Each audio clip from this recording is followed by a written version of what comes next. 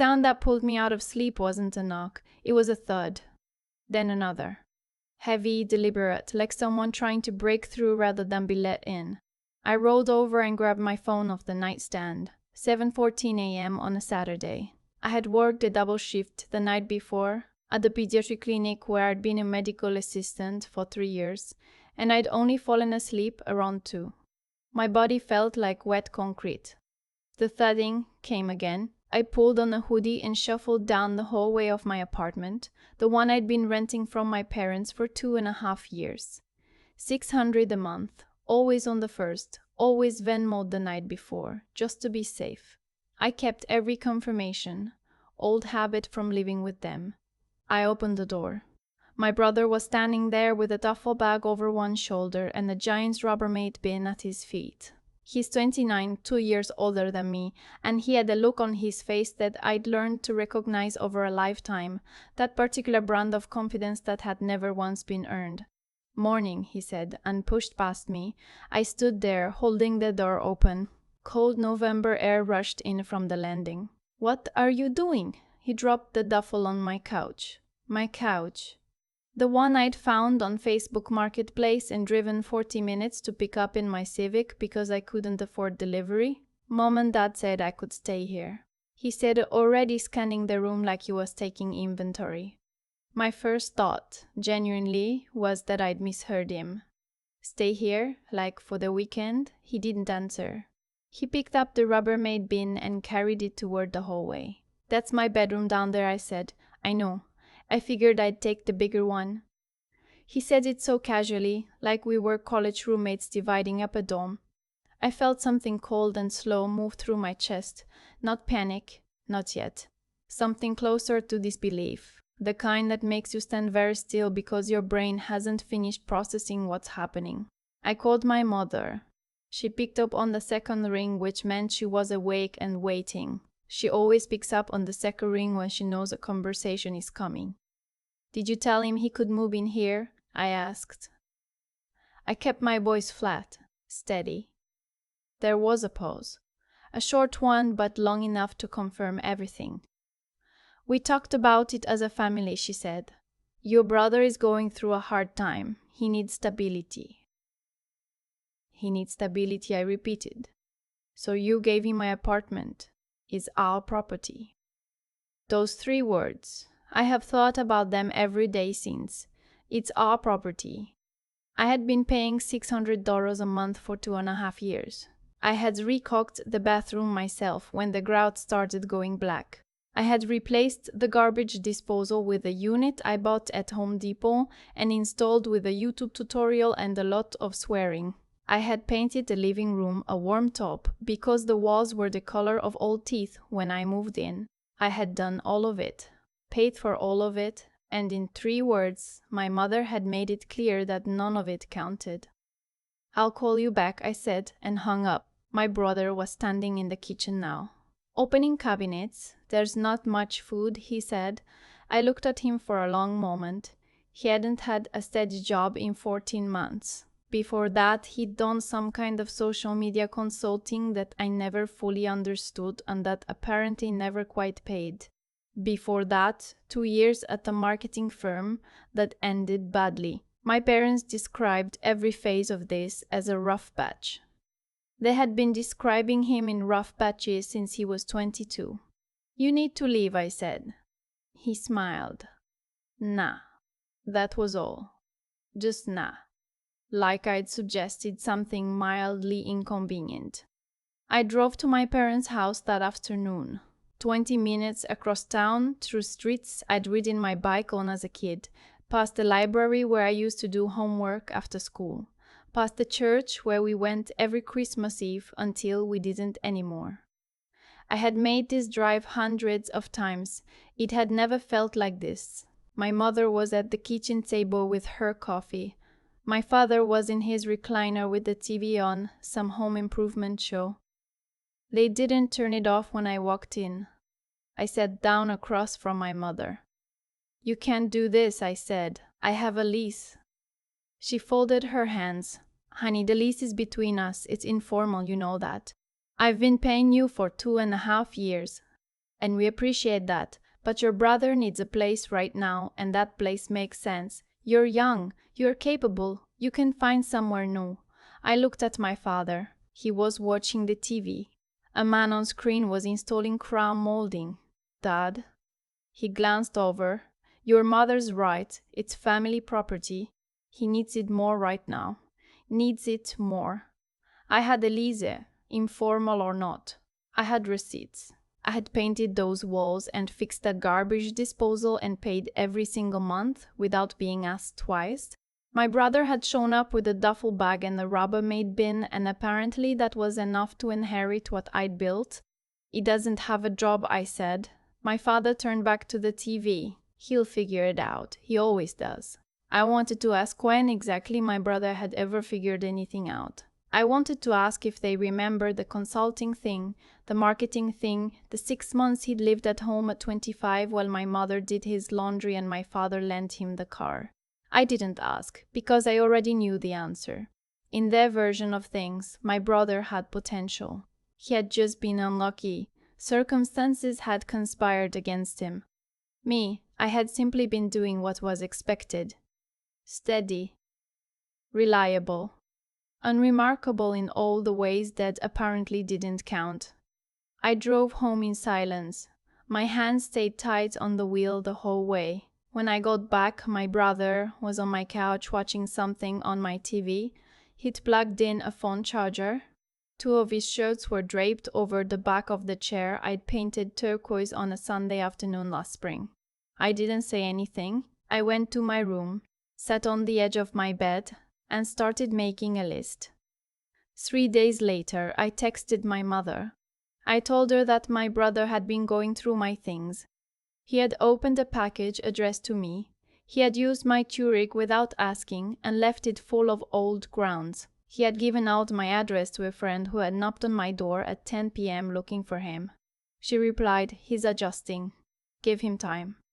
I put my phone face down on the counter. I had 2 weeks of careful, quiet thinking after that. I didn't confront him. I didn't argue. I worked my shifts, came home, went to my room. I started carrying my important documents in my work bag, lease copy, bank statements, receipts. Every night before I went to sleep, I moved 1 more box to my car. Slow and deliberate, nothing dramatic, just piece by piece, reclaiming what was mine before someone decided it wasn't. The moment things broke open was a Tuesday evening. I came home from a long shift to find 3 people in my living room I had never seen before.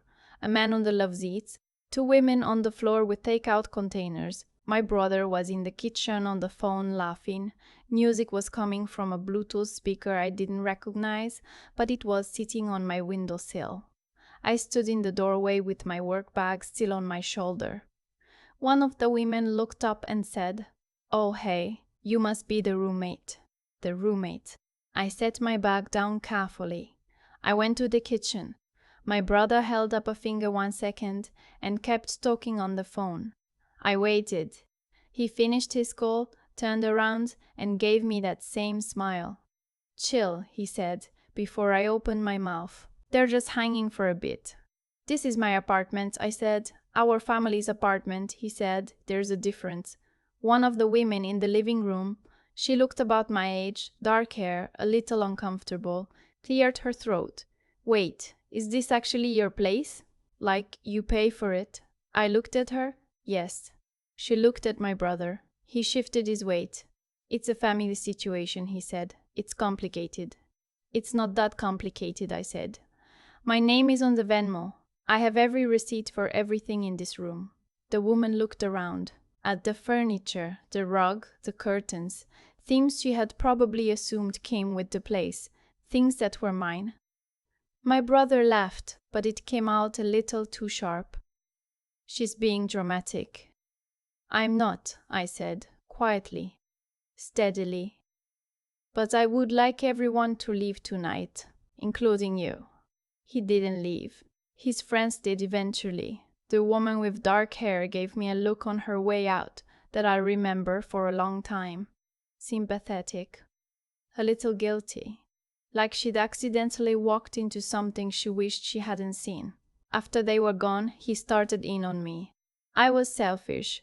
I was making things harder than they needed to be. Our parents had given me a great deal for years, and I was being ungrateful. I let him talk. I had learned by then that interrupting him was useless. When he finished, I said, "I'm going to sleep. I have an early shift." He slept on my couch. I lay in my room with the door locked, staring at the ceiling, feeling the particular coldness that comes not from anger, but from clarity.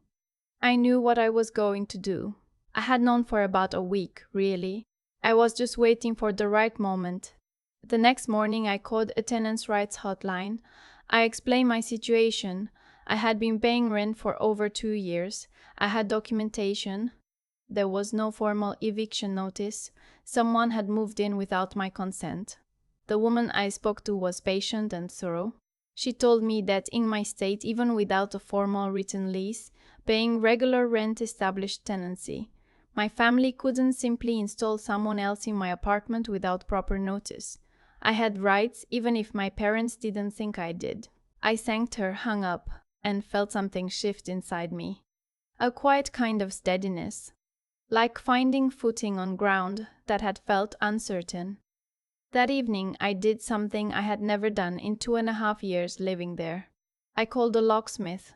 I had the locks changed while my brother was out. I left his duffel bag and his Rubbermaid bin outside the door.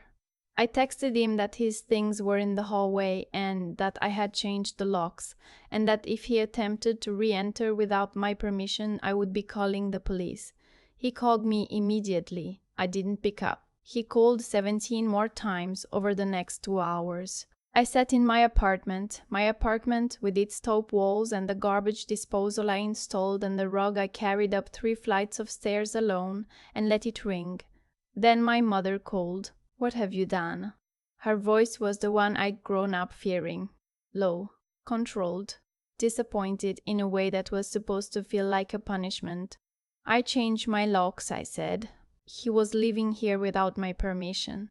"He had our permission." "You don't have the authority to give that," I said.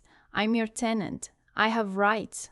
I called a hotline today and I'd like you to know that what you did, letting him move in without notice and without my consent, is not legal, regardless of who owns the property." Silence. "I'm not trying to make this into something bigger than it has to be," I said, "but I also won't be moved out of my own home." My father got on the phone. His voice was harder. He said I was being difficult. He said this was exactly the kind of thing that tore families apart. He said my brother had nowhere to go. "That's not my responsibility," I said, and I mean that with love. I hung up. That night, for the first time in almost 2 weeks, I ate dinner at my own table without anyone else's presence filling the room. I had leftover soup from a batch I'd made Sunday. I sat there in the quiet and ate the whole bowl. My brother showed up twice more that week. The first time he stood outside the door and talked at it for 20 minutes. I didn't respond. The second time he came with my father, who knocked and said my name in that serious voice he used when I was a teenager and had broken a rule. I opened the door for my father, because he was still my father. He came inside. He looked around at my apartment the way people look at things they're seeing clearly for the first time. He stood in the living room for a moment without speaking. "You did all this yourself," he finally said. Yes. He looked at the shelves I had built, the painting on the wall I'd found at an estate sale, the plant on the windowsill that I had kept alive for a year and a half, which I considered a personal triumph. He was quiet for a long time. Then he said, "Your mother and I didn't think about it the way you're describing." "I know," I said. "But I need you to think about it that way now." He sat down, not in the chair but on the ottoman, like he didn't want to take up too much space. It was the smallest I had ever seen my father look. He told me that my brother had been struggling more than they'd let on, that there was some debt, that they'd been worried, that the apartment had seemed like a simple solution and they hadn't stopped to think about what it meant for me. I appreciated him saying that. I told him so. "But it doesn't change things," I said. "I built a life here. You can't give it away without asking me." He nodded slowly. He didn't apologize that day, but he also didn't ask me to leave. My brother found a room in a shared house about 3 weeks later. My parents helped with the deposit. I heard about all of this secondhand through my aunt, who tends to relay information she probably shouldn't. My mother called me the week after he moved in. She started with how difficult the past month had been. I let her talk. When she finished, I said, "I want to talk about what happened between us." She said she didn't think an apology was necessary because they had been trying to help their son. "I'm your daughter," I said. "Helping him at my expense isn't something you get to do without consequence." She was quiet. "I love you," I said, because it was true, but I won't pretend this didn't happen. The conversation ended without resolution. A lot of conversations with her do. But something had shifted, not in her, not yet, but in me. I had stopped waiting for her to hand me permission to feel what I already felt. It's been 5 months since that Saturday morning when I opened my door to find my brother on the other side with his duffel bag and his certainty. My apartment still has the taupe walls and the rug I carried upstairs and the plant that refuses to die. My brother is still in his shared house, still figuring things out, from what I hear. My parents and I are in a particular kind of careful, where we talk on the phone on Sundays and avoid the subject the way you avoid the bruise you're not sure has healed yet. I think about what I wish I had known before all of this. Not the tenant hotline number, though that helped. Not the locksmith's business card, though I kept it. I think about the moment I drove away from my parents' house that first day, my hands tight on the wheel, knowing something had changed and not yet knowing what to do about it. What I wish I had known was that the people who raised you do not automatically know your worth. Sometimes you have to show them. Not by shouting, not by begging them to see you, but by standing very still in the middle of the life you built and refusing to move. I paid my rent on the 1st this month, same as always. I Venmo'd it the night before just to be safe. Some habits stay with you even after they stop being necessary. I've thought a lot about what made my brother think he could walk into my apartment that Saturday morning like he owned it. And honestly, I don't think it was arrogance, not entirely. I think it was something that had been quietly built over years. The idea that when things got hard for him, someone would move. Someone would adjust. Someone would make room. That someone had always been me. There's a thing that happens in families where one person is treated as the fixed point, another is treated as the variable. The fixed point gets protected, accommodated, worried over. The variable just holds. And because the variable keeps holding, everyone stops noticing the weight. They start mistaking endurance for availability. They start thinking that because you can absorb the cost, you're willing to. I was never willing. I just didn't know yet that I was allowed to say so. What I did. Changing those locks, calling the tenant hotline, sitting across from my father and saying I built this and you can't give it away, none of it felt brave in the moment. It felt terrifying and sad and necessary all at once. But looking back, I understand now that what I was actually doing was refusing to participate in a pattern that had been running my whole life. And patterns don't break quietly. They break loudly with hurt feelings and unanswered calls and Sunday phone conversations that dance around the thing neither side is ready to name. My brother had debt I didn't know about. My parents were scared for him. I understand that now more than I did then. But understanding someone's fear doesn't mean absorbing the consequences of their decisions. They were afraid, so they handed him my stability. That's not love. That's displacement dressed up as family loyalty. The hard truth I carry from all of this is that you can love people and still hold your ground with them. You can want good things for your brother and still refuse to give him your apartment. You can honor your parents and still tell them, clearly and without apology, that what they did was wrong. These things are not contradictions. They are just hard. And we spend a lot of our lives avoiding hard things by pretending they're contradictions.